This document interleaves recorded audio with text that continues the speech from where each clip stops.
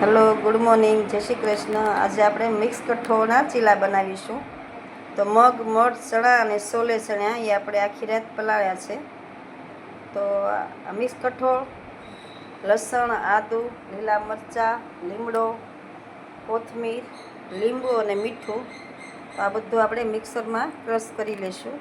જો બધું મિક્સ કરી અને પીસી લીધું છે. હવે આમાં આપણે 2 ચમચા જેટલું દહીં એડ કરીશું અને બીજી વાર પીસી લઈશું. અને જો મસ્ત મજાનું ક્રશ થઈ ગયું છે. અને મીઠું તમારા સ્વાદ પ્રમાણે નાખવાનું, તમારે વધારે કે ઓછું ન થાય ધ્યાન રાખવાનું. અને પતલું પણ જેવું જોઈએ એવું જ રાખવાનું, બહુ પણ પતલું નથી કરી નાખવાનું આને. હવે આને આપણે ચીલા બનાવીશું.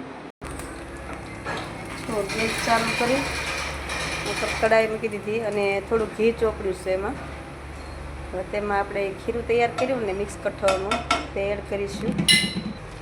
જો મસ્ત મજાનું પથરાઈ ગયું છે એમાં. હવે આ 2 મિનિટ માટે આપણે ઢાંકીને ધીમા તાપે રહેવા દઈશું, પછી તેને ઉથલાવાનું રહેશે. જો ચીલા થાય ત્યાં સુધી આપણે લીલી ચટણી ચીલા સાથે ખાવા માટે તૈયાર કરી લીધી છે. તમે દહીં સાથે પણ લઈ શકો અને લીલી ચટણી સાથે પણ લઈ શકો. જો સરસ રીતે ઉપર ચડી ગયું એવું લાગે છે, એટલે ઉથલાવી દઈશું આને આપણે.